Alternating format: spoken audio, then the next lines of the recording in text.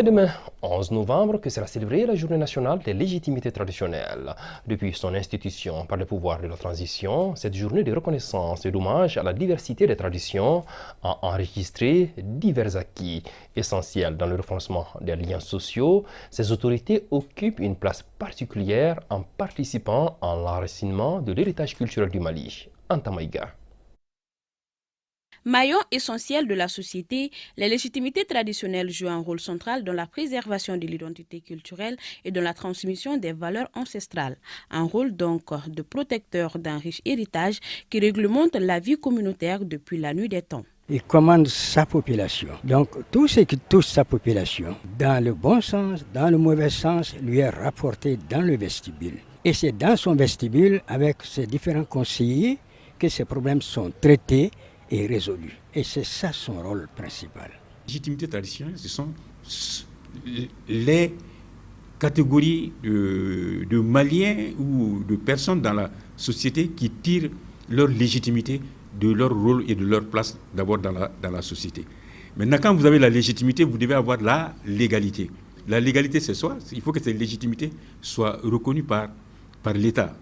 Alors, si les deux vont ensemble, vous comprenez, on a de fortes chances d'aller vers l'opérationnalisation de la devise du Mali, qui est un peuple, un but, une foi.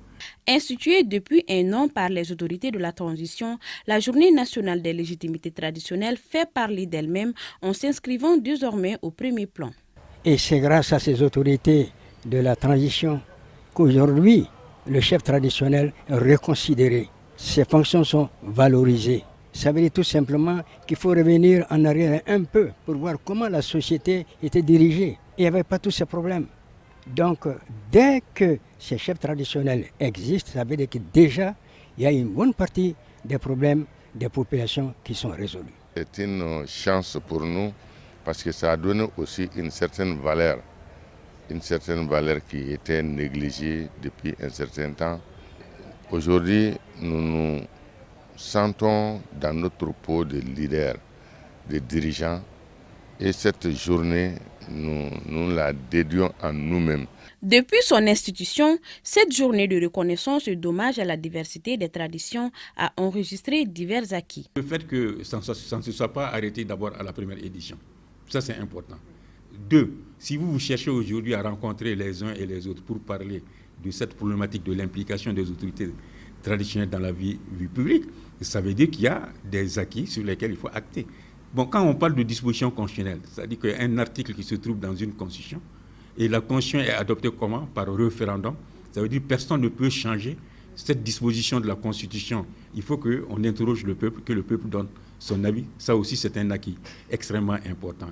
Acquis important aussi, le ministre de l'administration territoriale a fait sortir une lettre circulaire pour demander aux services de l'État de travailler en symbiose avec les légitimités traditionnelles. La journée des légitimités traditionnelles, désormais célébrée chaque année le 11 novembre, est un rappel de leur apport dans le renforcement des liens sociaux. Les chefs traditionnels, synonymes de la sagesse héritée des générations précédentes, affirment se réjouir du privilège dont ils sont investis.